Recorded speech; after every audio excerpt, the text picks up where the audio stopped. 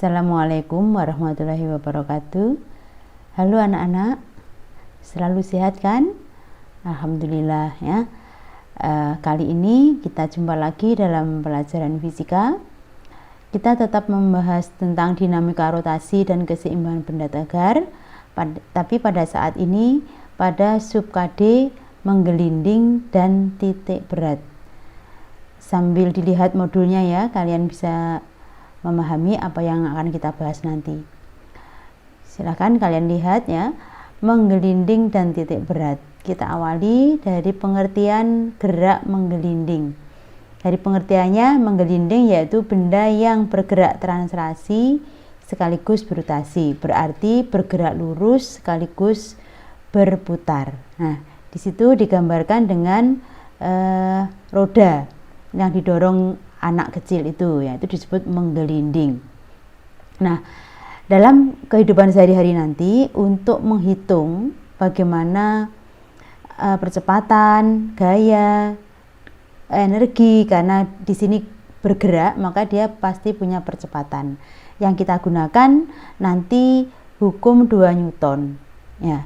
Jadi di sini syarat menggelinding ada 2, yaitu sigma F, jumlah gaya yang bekerja pada benda sama dengan M kali A. Dan yang kedua, jumlah momen gaya sama dengan I kali alfa, di mana I adalah momen inersia, alfa adalah percepatan. Jadi dua-duanya ini merupakan bentuk hukum 2 Newton. Yang pertama itu adalah untuk gerak lurus, yang kedua adalah hukum 2 Newton untuk benda yang berotasi. Itu pengertian dan syarat benda menggelinding ya. Nah, kemudian kita akan membahas gerak menggelinding pada 2 keadaan, yaitu pada bidang datar dan pada bidang miring. Kita awali pada yang pertama ya, gerak menggelinding pada bidang datar. Kalian lihat, kita gambar dulu bidang datar, kemudian kita tempatkan sebuah benda pejal berupa silinder ya, silinder pejal. Kemudian karena menempati bidang datar, maka dia mempunyai satu, yaitu gaya berat. Kita gambar semua gaya-gaya yang bekerja pada benda itu. Jadi yang pertama ada satu, yaitu gaya berat.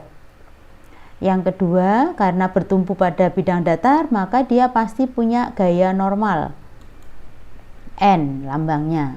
Kemudian silinder ini ditarik dengan gaya sebesar F ke kanan. Karena bergerak ke kanan, maka ada gaya gesek ya. Di kelas 10 dulu ada gaya gesek, itu gaya yang timbul jika 2 buah permukaan bidang saling bersinggungan. Nah, dalam hal ini permukaan bola atau permukaan silinder dan permukaan tanah yang datar tadi. Karena bergerak ke kanan, maka sifat gaya gesek adalah berlawanan dengan kecenderungan gerak benda tadi ya. Maka dia akan ada gaya gesek yang arahnya ke kiri. Nah, setelah kita menggambar semua gaya-gaya, kita masukkan ke syarat benda menggelinding. Yang pertama yaitu sigma momen gaya yang bekerja pada benda sama dengan I kali alfa. Nah, kalian lihat di sini ada 4 gaya. Nah, ada 4 gaya, tentunya ada 4 torsi atau 4 momen gaya. Yaitu torsi karena gaya berat, kemudian karena gaya tarik, kemudian karena gaya normal, dan karena gaya gesek. Nah, tetapi kalian ingat bahwa karena di sini adalah gerak rotasi, maka kita harus tahu sumbu rotasinya di mana. Untuk benda ini sumbu rotasinya karena ditarik ke kanan, maka dia sumbu rotasinya adalah di pusatnya, yaitu di tengah-tengah. Nah, dari gambar ini kalian bisa melihat bahwa W itu dari sumbu rotasi dia tidak punya jarak. Kemudian N juga tidak punya jarak. F juga tidak punya jarak. Yang punya adalah gaya gesek. Karena ini gaya geseknya ke kiri, maka dia jaraknya dari sumbu rotasi sama dengan jari-jari. Nah, maka kita masukkan ke penjabaran persamaan berikutnya. Maka di sini W kali 0. kemudian F juga kali 0 kan dia tidak punya jarak, kemudian N juga kali 0, sehingga yang ada hanya gaya gesek dan ini menimbulkan momen gaya positif. Nah, bergeraknya adalah searah jarum jam, sama dengan momen inersianya adalah di dalam tabel, kalian lihat ya, di dalam tabel halaman 11 di modulnya, di situ momen inersia, tabel benda-bendanya sudah ada. Untuk silinder pejal maka I-nya setengah mr kuadrat kali alfa. Kemudian dijabarkan, akhirnya kita peroleh bahwa gaya gesek itu sama dengan setengah m percepatan total. Nah, ini sudah di kelas 10 sudah diberikan. Jadi kalian buka lagi, percepatan R alfa itu sama dengan percepatan total pada gerak melingkar berubah beraturan. Di kelas 10 dibuka lagi ya bukunya. Kemudian syarat menggelinding yang kedua adalah jumlah gaya yang bekerja pada benda sama dengan M kali A. Kita lihat pada bidang datar ini, yang ke kanan, yang ke arah sumbu X positif adalah F, yang ke kiri adalah gaya gesek. Kita masukkan ke sigma F, jumlah gaya. Nah, ini berarti F min F gesek sama dengan M kali A. F gesek dimasukkan dari tadi persamaan yang kita dapat di atas tadi. Kita masukkan sehingga diperoleh ya bahwa percepatan pada bidang datar itu sebesar A sama dengan 2/3 F per M. Ya, ini pada bidang datar.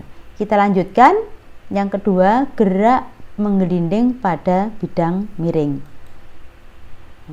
Sama, kita gambar semua gaya-gaya yang bekerja pada benda yang terletak di atas bidang miring. Nah, ini bidang miring dengan kemiringan sebesar alfa.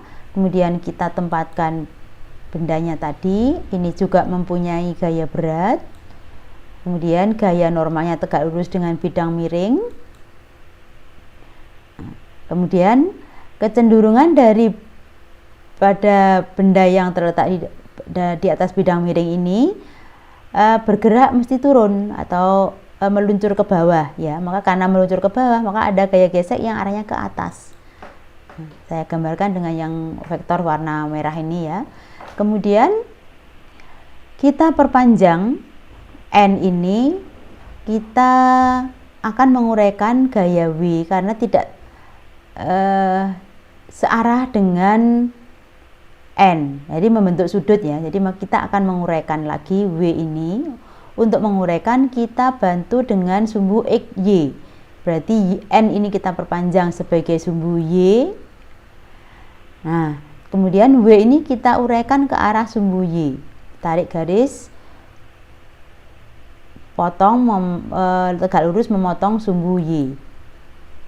Kemudian vektor warna ungu inilah yang disebut dengan uraian vektor W terhadap sumbu Y, dinamakan W cos alfa.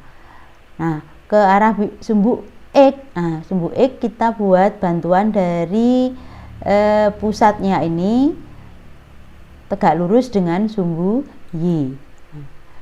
Kemudian W diuraikan ke arah sumbu X.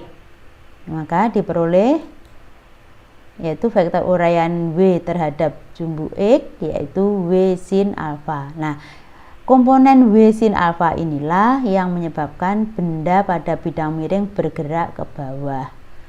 Nah, jadi kalau dijawab mengapa kok turun meluncur, karena miring Bu, boleh ya, tapi sebenarnya secara fisika yaitu karena ada komponen gaya berat yang searah bidang miring yaitu W sin alfa.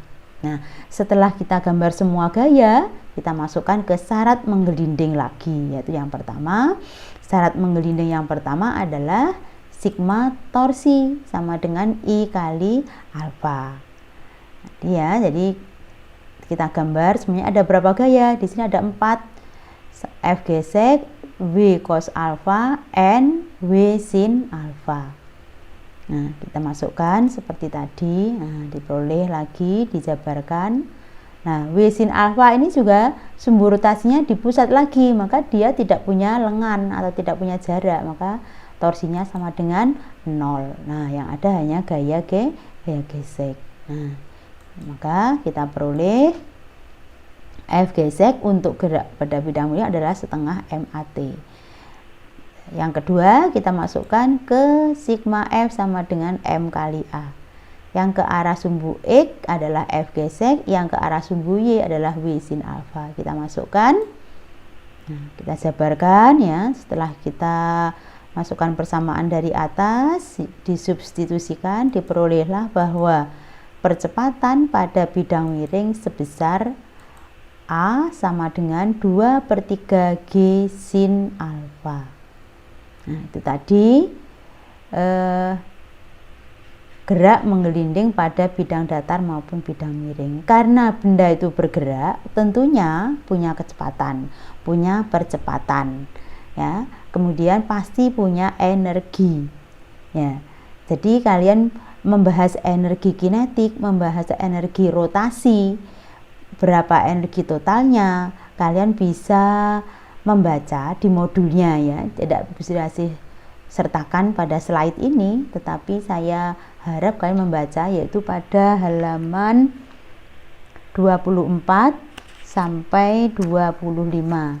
Nah, di situ membahas energi total, energi translasi, energi kinetik untuk benda yang bergerak menggelinding. Nah, semoga sedikit ini bisa menambah pengetahuan kalian ya. Untuk lebih jelasnya saya beri contoh soal ini ya. Ada sebuah silinder pejal terbuat dari besi menggelinding di atas lantai datar dengan kecepatan 10 meter per detik. Massa silinder adalah 4 kg dan diameter silinder 80 cm. Yang ditanyakan adalah energi kinetik total silinder tadi berapa. Itu ya. Kita analisa. Momen inersia silinder pejal di dalam tabel di buku modulnya adalah setengah mr². Kemudian di kelas 10 pada gerak melingkar beraturan bahwa kecepatan linier sama dengan kecepatan sudut kali jari-jarinya. Kalian ingat lagi ya. Kemudian yang ditanyakan energi total. Energi total itu persamaannya adalah energi kinetik rotasi ditambah energi kinetik translasi. Nah, energi kinetik rotasi persamaannya adalah setengah I omega kuadrat. Omega itu apa? Kecepatan sudut. Kemudian energi translasinya setengah mv kuadrat. Kita jabarkan lagi. Momen inersianya setengah mr kuadrat dimasukkan. Nah, sehingga kita peroleh dari persamaan ini, kita peroleh bahwa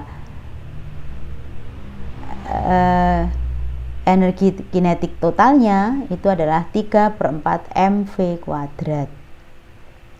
Setelah itu kita masukkan angkanya, diperoleh bahwa energi kinetik total adalah 300 Joule. Nah, itu ya, dipahami lagi ya. Kenapa Bu Sudasih tadi menulis ini tuh diteliti lagi. Nah, nanti kalian akan mendapatkan, oh ternyata ini ya cara menghitungnya begini ya. Begitu harus selalu namanya matematika, fisika itu adalah ilmu pasti ada caranya. Jadi tidak ngawur begitu ya. Itu tadi contoh soalnya. Untuk gerak menggelinding ya. Selanjutnya kita bahas tentang titik berat. Ya, titik berat. Nah, titik berat itu pengertiannya adalah titik tangkap resultan gaya berat. Kalian bisa melihat di modulnya, ya, di modulnya yaitu halaman 57. Ya, 57 titik pengertian titik berat itu adalah titik tangkap resultan gaya berat. Mengapa merupakan titik tangkap resultan gaya berat? Karena benda itu tersusun dari benda-benda yang kecil-kecil ya, bisa dipecah dari benda yang kecil-kecil. Masing-masing ini mempunyai gaya berat. Karena gaya itu mengarah ke pusat bumi, maka dia punya titik tangkap. Ya, di dalam vektor itu pasti ada titik tangkapnya. Dari titik tangkap ini dijumlahkan, maka dari gaya berat ini dijumlahkan, maka ada resultan gaya berat. Titik tangkap dari resultan gaya berat itulah yang disebut dengan titik berat benda. Nah, itu ya, nanti yang akan kita bahas ya, seperti itu. Jadi penekanan titik berat itu nanti sebenarnya adalah koordinat titik berat. Karena koordinat berarti diukur dari sumbu X dan Y. Itu ya. Nah, marilah kita perdalam tentang titik berat. Titik berat yang akan kita bahas yaitu pada dua, yaitu pada benda yang beraturan dan pada benda yang tidak beraturan. Yang kita bahas yang pertama adalah titik berat benda pada benda yang beraturan. Titik berat benda beraturan. Nah, titik berat benda beraturan nanti ada 3, yaitu pada benda yang 1 dimensi, 2 dimensi, dan 3 dimensi. Yang kita bahas yang pertama adalah untuk koordinat titik berat benda yang 1 dimensi. 1 dimensi itu adalah benda yang berbentuk garis. Ingat ya, tadi saya sudah pesan bahwa titik berat itu penekanannya adalah kita menentukan koordinat titik berat. Lambang titik berat adalah Z0 karena koordinat berarti dia punya X dan Y. Ya, jarak dari sumbu X dan dari sumbu Y.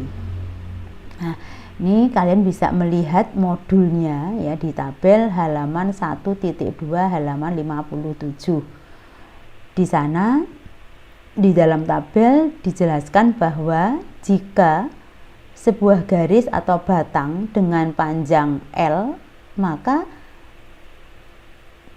titik beratnya atau Z0-nya adalah di setengahnya atau setengah L, di tengah-tengahnya. Nah, untuk lebih jelasnya, saya beri contoh ini ya, ada sebuah batang atau sebuah garis panjangnya 5 cm. Ya, gambarkan di sini. Menurut rumus yaitu letak titik beratnya adalah di setengahnya, di Z0. Nah, lebih jelas lagi kita gambar ya, saya buat 2 contoh nanti. Kita gambar ya, kita buat sumbu X dan sumbu Y dulu. Kemudian kita tempatkan batang tadi pada sumbu X, Y dengan berbagai posisi. Yang pertama saya gambar seperti pada gambar pertama ini ya, berarti Z0-nya terletak di tengah-tengah. Nah, karena posisinya seperti ini, maka titik beratnya pas di titik pusat atau titik potong sumbu X dan Y. Karena terletak di titik potong, tentunya titik beratnya Z0-nya berarti X-nya 0, Y-nya 0. Nah, jadi kalau batang ini dengan panjang 5 kita tempatkan seperti pada gambar ini, maka dia koordinat titik beratnya adalah 0,0. Gitu ya. Nah, sekarang kalian bandingkan dengan gambar yang kedua. Gambar yang kedua, panjang batang 5 cm ini saya letakkan seperti pada gambar. Nah, karena panjangnya 5, tentunya Z0-nya terletak di setengahnya. Berarti X-nya, X itu dihitung dari sumbu Y, ya, dihitung dari sumbu Y ke Z0. Nah, berarti X0-nya berarti 2,5. Nah, Y-nya dihitung dari sumbu X. Nah, karena dia berimpit pada sumbu X, maka Y-nya 0. Jadi gambar ini ya, titik beratnya berarti 2,5,0. Nah, itu ya. Jadi 2 ini kan bisa menyimpulkan ya. Berarti titik berat itu tergantung dari posisi benda itu di sumbu X dan Y. Nah, untuk lebih jelasnya coba kalian Kerjakan ya, ini ada 2 gambar. Batangnya tetap 5 cm, tetapi pada posisi ini, ya, berarti berimpit sumbu Y. Berapa koordinatnya? Yang gambar kedua, panjang tetap 5 cm, tetapi terletak berimpit pada sumbu X negatif.